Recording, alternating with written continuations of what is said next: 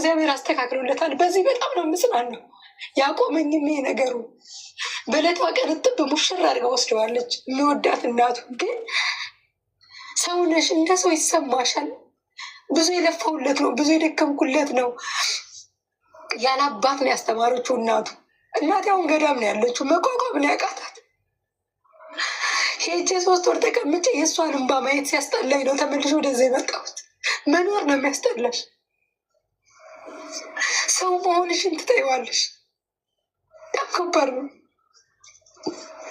እኔ ሲጀመር ሁሌ ነገሬን ቀብረውታል። ሁሌ ነገሬ እንደምልሽ በቃ ምሳሌ ብን ብዬ አንዱ ገዳም ብሄድ ደስ ይለኛል። ግን እናቴን እንዴት ላርጋት? የእሱ ታናሽ ወንድም አለ። በቃ እንዴ ልበልሽ፣ ጓደኛው ወይም በጣም ነው የሚስፈስፍለት። እኔ ጸንቼ ካላጸናሁት በጣም ነው የሚጎዳው። አንዳንዴ ለካ በቃ መኖርም ሳትፈልጊ ለሰው ብለሽ ትኖሪያለሽ። ታውቂያለሽ? በጣም በቃ የሚያመኝ መሞቱ አይደለም። እኔ እግዚአብሔር እንደምሽ በመሞቱ አንድ ቀን ተጸጽቼ አላውቅም። በቃ ማናችን እንሞታለን አይደለ? ከዚህ በኋላ ብኖር 20 ዓመት ወር 30 ዓመት ነው። ከዚህ በኋላ ቢኖር ደግሞ ለልጁ በጣም ፈተና ነው የሚሆንበት። ምክንያቱም ስጋሽ በደላሽ ቁጥር ለነፍስሽ ፈተና ነው የሚሆንብሽ። እግዚአብሔርን የሚያስቀይም የሆነ ግን ለሱ እረፍት ነው፣ ዘላለማዊ እረፍት ነው። ለዛው እያንዳንዳችን ነገ በሰራናት እንጠየቃለን፣ እግዚአብሔር ፊት እንቆማለን። ግን እንደ ሰው ማለት በቃ መልካም አድርገሽ ምላሹ ለሰው ይሄ ሲሆን እሱ የሚያደርገው ድርጊትና ከሰው የሚመለስለት ምላሽ በቃ ሰው መሆንሽ እንድጠዩ ነው የሚያደርግሽ። ሰው ማለት ይሄ ነው። በቃ ዘረኝነት ውስጥ አይገባ፣ ፖለቲካ ውስጥ አይገባ። አላማው ትምህርቱና ሃይማኖቱ ብቻ ናቸው። በቃ ሌላ ነገር የለም። ሀቡ እንዲህ በደንብ እንኳን ያወራሽም እኮ ሲያወራሽ ውስን ቁጥብ ናት። በቃ ብዙ እንኳን ወሬ እንደሰው አይወድም። ከጓደኞቹ ጋርም ቴሌግራም ላይ ሲያወራ የሚያወራው ምንድን ነው? ስለ ትምህርትና ስለ ትምህርት ብቻ። በቃ ከዛ ውጭ ሌላ ነገር የለውም። ሴት የደረሰበት አይደርስ። እኔ የእናቴ አባት ነፍሱን ይማረውና የእግዚአብሔር አብ ቄስ ነበረ። የእናቴን አባቱን ክህነት አጎቴ ነው የተቀበለው። የእሱን ክህነት በእኛ ጀኔሬሽን ማንም ክህነት እየተማረ አልነበረ። እሱን ተምሮ መቀበል የሚፈልግ ልጅ ነው። እሱን ማስቀጠል የሚፈልግ ልጅ ነው። በቃ ለቤተክርስቲያን የተለየ ፍቅር ነው ያለው። ግን አንዳንዴ አንቺም ስትወጁ እግዚአብሔር መስታወልክ ይሻማሻል። ታውቂያለሽ?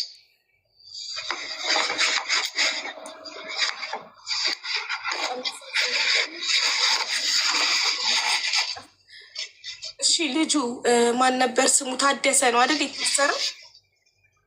ታደሰ አገኘው እስር ቤት ነው ታደሰ።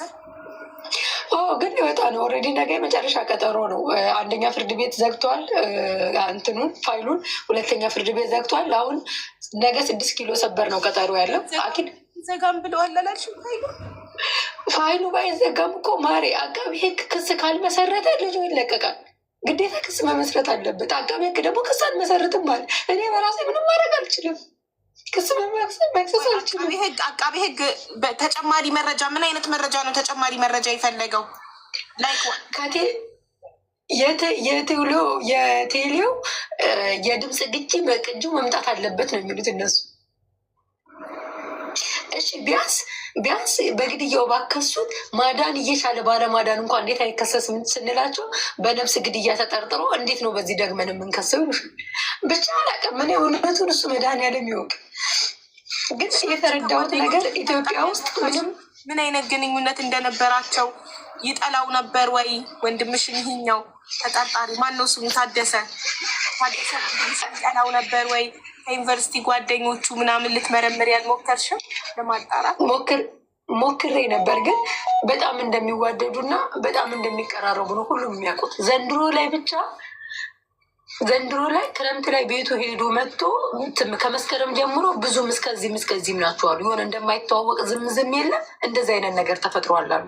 ያ የተፈጠረበት ደግሞ ይመስለኛል የወንድሜ ዶክሜንቱ ሙሉ እንዳለ ሆኖ ከዶክሜንቱ ውስጥ የ8ኛ ክፍል ሰርተፍኬቱ የለም እና ያን ሰርተፍኬት ደግሞ ሲስተር ገውላ ጠይቋል። አንቺ ጋር አለ ወይ ብሎ ያን ሰርተፍኬትን ያውጥተው ይውሰዱበት፣ በዛ ምክንያት ይጣሉ። እኔ እግዚአብሔር ይወቅ። አንድ ነገር አምናለሁ። የራሴ የምለው ቤተሰቤ የምለው እንደ ወንድሞቼ ያሳደግኩት ሱፍ ገዝቼ ያስመረቅኩት በቅናት ወንድሜን እንዳስገደለው አምናለሁ። ምክንያቱም የራስሽ የሚያውቅሽ ነው የሚያስጠቃሽ። ከዚህ ልጅ ጋር ተባብሮ እሱ እንዳስገደለው በደንብ አድርጌ አምናለሁ። ኢቭን አሁን እንኳን ልጁን እንዳይከሰስ እየሮጠ ያለ እሱ ነው ብዬ ነው የማስበው። ማነው እሱ እንዳይከሰስ እየሮጠ ያለው ማን ነው? እሱን አሁን ስሙ መጥቀስ አልፈልግም፣ በራሴ ማውጣት ስለምፈልግ። ከነሙሉ እኮ ይቀርብሻል። ዘመዳችን ነው። ከወንድሜ ጋር አብሮ አደግ ነው። ዘመድ ብቻ ሳይሆን አብሮ አደግ ነው። ከወንድሜ 10-5 እያለ የተማረ ነው። ሲመረቅ አቡ ሱፍ ገዝቼን ያስመረቅኩለት። ሊሞት 80 ቀን ይቀርሃል ተብሎ ገዳም ሄዳ ነው። ግን እውነት የሰማይና የምድር ፈጣሪ ካለ ይፍረደኝ፣ ሌላ ምንም አይደለም።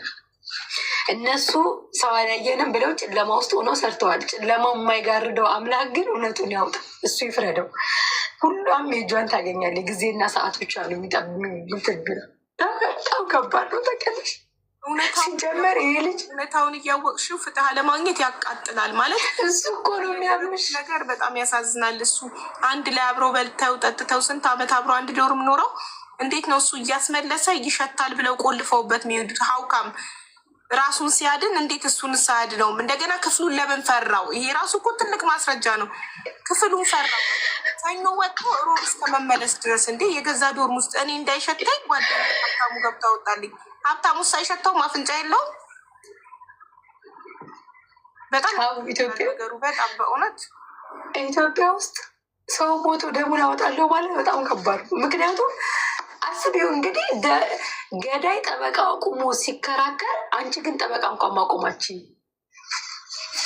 ጠበቃ አቁሞ እየተከራከረ ነው እሱ። ያው መድኃኒዓለም ግን በጣም የደሃ ልጅ ነኝ እናቴን ጨሸጣን ያስተማረችኝ ይላል። ግን ጠበቃ አቁሞ ይከራከራል።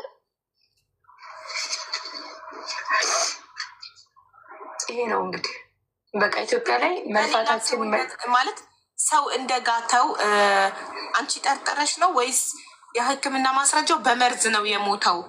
እንደገና በግድ ሰጠው የሚላለው ወይስ በመርዝ ነው የሞተው ብቻ ነው የሚለው የሕክምና ውጤቱ? ይኸውልሽ የሕክምና ውጤቱ የሚለው ምን አለ መሰለሽ፣ መድኃኒቱ በጣም የሚሸትና የሚከረፋ ነው። በሌላ አካል ተገዶ ካልሆነ በስተቀር በማታለል የሚሰጥ አይደለም የሚለው ይገባኝ። ለምን ገብቶሻል? ሁለተኛ ነገር ትግል እንደነበረ የምታውቂው አሁን ዝም ብለሽ እንደ ሰው ምስዩ ነገር አለ። ልጁ ጃማ ቀያይረው ምን ብሎ ኦልሬዲ አልጋው ላይ ተኝቷል። እዛው በተኛበት በእንቅልፍ ልቡ ሲሰጡት ሲታገሉ ማህተቡ ተበጠሰ። ለምን ተበጠሰ? ትክክል ማህተቡ ተበጠሷል ብለሻል።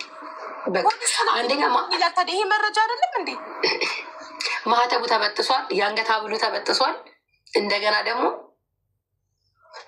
ጆሮ ላይ ያደረጋት አንድ ኤርፎን ናት። እሷም የት እንዳለች አይታወቅም።